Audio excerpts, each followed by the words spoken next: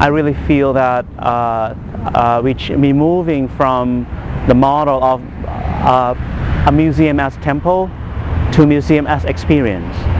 And how do you do that when you have a legacy, which is a temple of art from 1927, and you want to participate in contemporary design culture and architecture, and really open up and allow people to engage with the museum experience in many ways they want to. And I think that's the question that we set for ourselves when we started the project.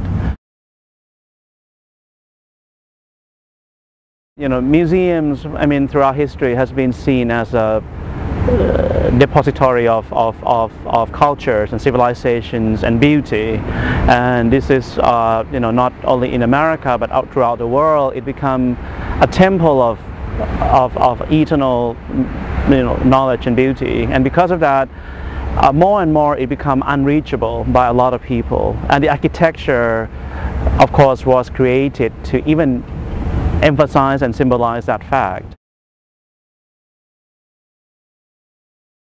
So I think it's important that this museum as a temple has to be deconstructed in a way that you honor the history, you honor the building, you honor what people before you have been trying to get as their ideal image of what a museum should be. At the same time, allow that ideals to be able to be interpreted and visited and enjoyed by people by different varieties of channels. And I think that's what every museum in the world now is trying to do. I think at the speed, there's a few things that are important. There's such an amazing, creative and vibrant contemporary design culture here that definitely need to connect to the museum. At the same time, you know, our neighbor is the University of Louisville, where thousands and thousands of people passing by the museum every day. But because we have a temple architecture that's quite close off from outside, all these people pass by not knowing what's alive and what the wonderful discovery is waiting for them inside. So how do we make that happen? One of the strategies that we have talked about is acupuncture architecture, in the sense that museums do not just grow by just adding new limbs, new wings, and grow into a monster by itself. I think the way that the museum should grow is it should grow from the inside. It should also re-look at themselves every 10 years, 20 years and say, who are we? So for the speed, I think that not only that we will have to add certain portions to the expansion of the building, but the overall body of the museum has to be acupuncture, in a way that the energy, the spirit is become one, and the body and the mind, the identity become one. And I think that's something that I feel could happen very much. This location that we are now here is basically, you might consider it the back side of the museum, but it's on Chip Street, which is the connection between the museum and the campus of University of Louisville. On this sidewalk, you have 5,000 to 7,000 people walking by every day.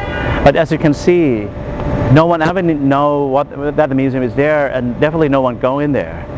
And I think that's something that is a great potential.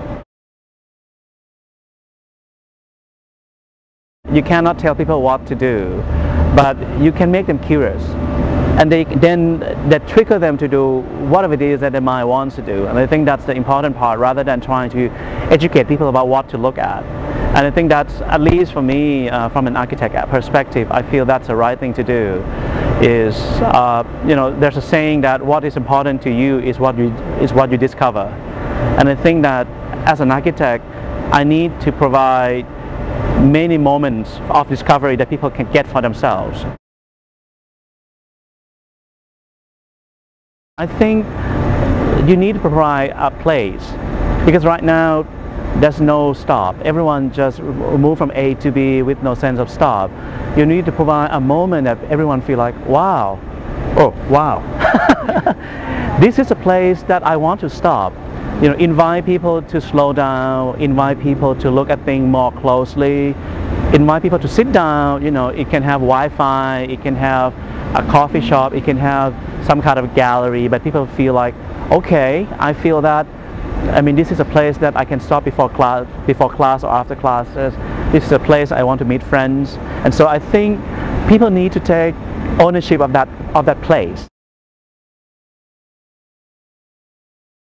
When you come here, there's such a great energy. I'm not sure what's the word to explain, but it's a great balance of sincerity and creativity.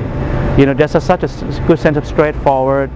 There's no complex that a lot of smaller cities have, that they want to be bigger, they want to be different, they want to be something which is not themselves. I don't think Louisville has that complex. It feels so fulfilled with themselves. It feels so creative and happy with its own energy. For the scale of the city that it is, I'm amazed at the cultural opportunities you have in this city. You have the opera, you have the symphony, you have the ballet, you have actors theater, you have idea festivals.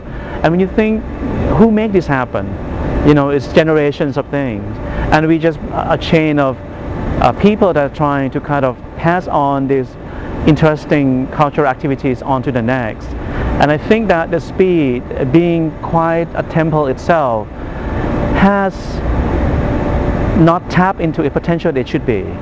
It should be really the center of creativity for the city.